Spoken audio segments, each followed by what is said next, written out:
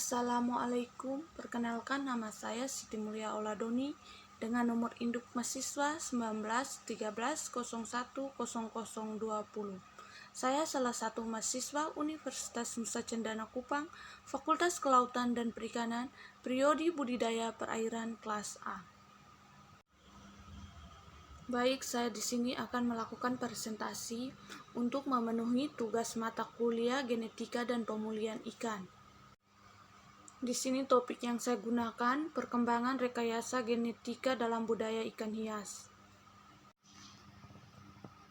Yang pertama, rekayasa genetika ikan.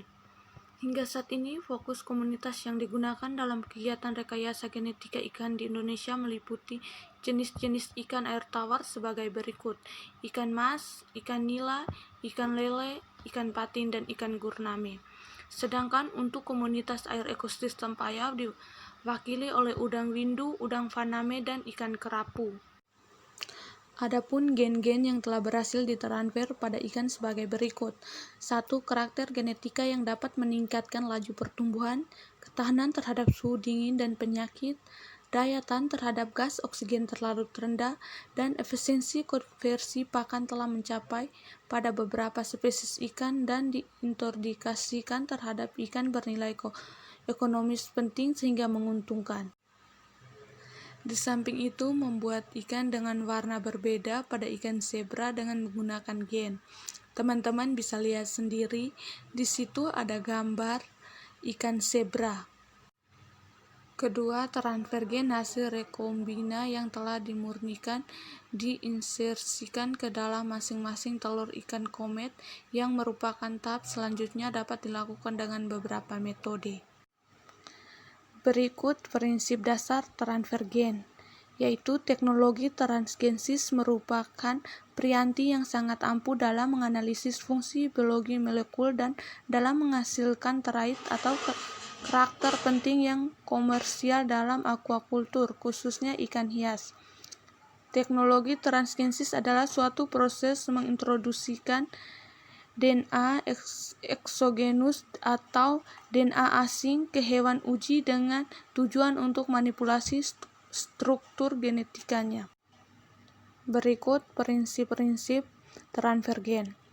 Pertama, penentuan ikan spesies menurut Azzoatto et al. 1994, yaitu menyerahkan penggunaan jenis ikan model sangat perlu untuk kepentingan pengembangan peneliti.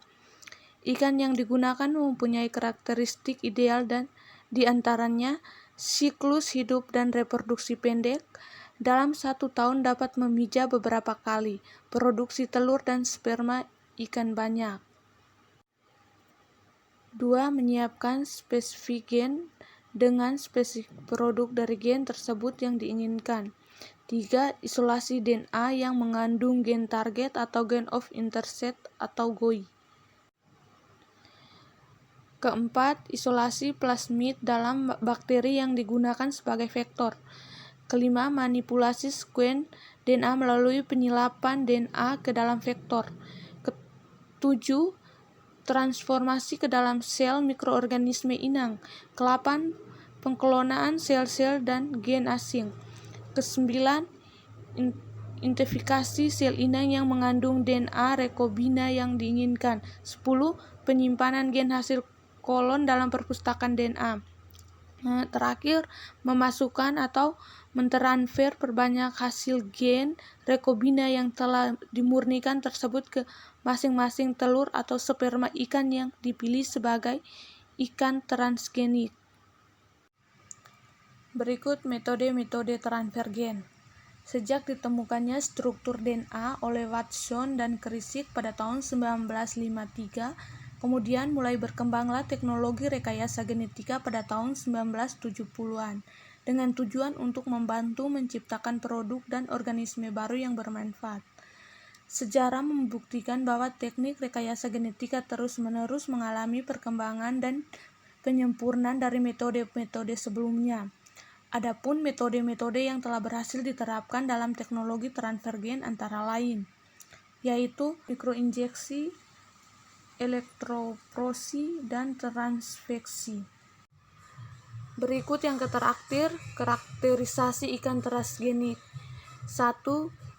Identifikasi individu yang diduga berhasil sebagai ikan transgenik. 2. Identifikasi apakah benar telah mengalami penggabungan dengan genom ikan. Ketiga, identifikasi apakah sifat geniknya diturunkan pada F1 keturunannya. 4. Identifikasi ekspresi atau kenampakan dari produk yang tersebut secara fenotip apakah sesuai dengan yang diharapkan. Sekian presentasi dari saya, kurang dan lebihnya saya mohon maaf. Terima kasih.